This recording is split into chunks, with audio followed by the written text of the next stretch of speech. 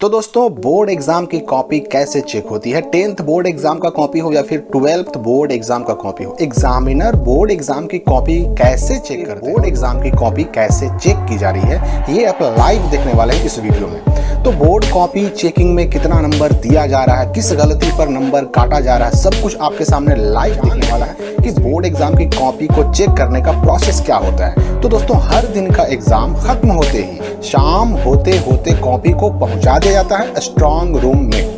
Strong room से ये copy board को जहां इस कॉपी का पूरा डेटा तैयार किया जाता है, इसकी बार कोडिंग की जाती है और इसे अलग अलग शहरों और जिलों में चेक करने के लिए भेजा जाता है। जिला स्तर पर बने इवैल्यूएशन सेंटर पर कॉपी को भेजने के साथ ही बोर्ड एग्जाम की कॉपी को चेक करने के लिए शिक्षकों को परीक्षक यानी कि एग्जामिनर के रूप में नियुक्त किया जाता है। सामान्यतः सरकारी शिक्षकों को एग्जामिनर के रूप में नियुक्त किया जाता है और जो टीचर जिस राज्य के अंदर पोस्टेड होते हैं, नियुक्त होते हैं, उन्हें उसी राज्य की बोर्ड परीक्षाओं की कॉपी को जांच करने के लिए अपॉइंट किया जाता है यानी कि नियुक्त किया जाता है। जैसे कि सीबीएसई बोर्ड की कॉपी अगर हो तो सीबीएसई के शिक्षक ही चेक करेंगे, या फिर अगर यूपी बोर्ड की कॉपी होगी तो यूपी बोर्ड के टीचर ही चेक करेंगे। उसी प्रकार बिहार शिक्षक तो झारखंड बोर्ड की कॉपी झारखंड के शिक्षक चेक करेंगे।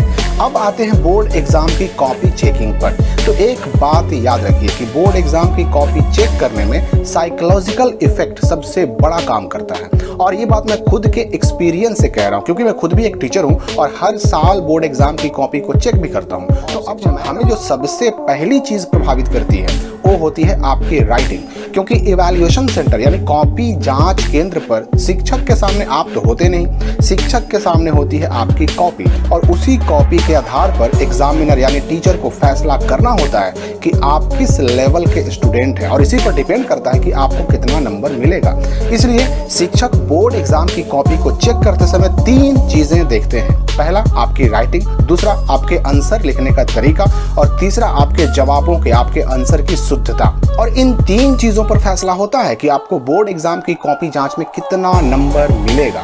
अब अगर आपने अपनी राइटिंग यानी लेखन शैली यानी लिखने का तरीका से अपने सही आंसर से एग्जामिनर को साइकोलॉजिकली इम्प्रेस कर लिया तो फिर आपको हर सवाल के जवाब में इसी तरह से पूरा नंबर मिलता चला जाएगा। तो अब सवाल उठता है कि बोर्ड एग्जाम की कॉपी जांच में नंबर कटता कब है और किन कारणों से नंबर काटा जाता है। तो जब किसी स्टूडेंट की कॉपी को खोलते ही कॉपी चेक करने वाले शिक्षक को नजर आता है कि इसकी राइटिंग खराब है, आंसर को सही से नहीं लिखा गया, या फिर उत्तर नंबर यानी कि जो आंसर नंबर होता है वो नहीं लिखा गया, सेक्शन नहीं लिखे गए, खंड नहीं लिखे गए, कहीं पर ओवर राइटिंग है, कहीं पर काट कूट है, तो उस छात्र का जो इमेज है कॉपी चेक करने वाले शिक्षक की नजर में अच्छा नहीं बनता, जिसकी वजह से सही आंसर लिखे होने के बावजूद ऐसे छात्र को पूरा नंबर नहीं मिल पाता। तो अगर छात्र का टीचर यानी कि एग्जामिनर की नजर में अच्छा इमेज बन गया यानी कि आपने एग्जामिनर को साइकोलॉजिकली इम्प्रेस कर लिया तो फायदा ही फायदा, और अगर आपका इमेज खराब बना तो हर तरफ से नुकसान। तो इस मामले में कॉपी का जो पहला 2-3 पेज होता है वो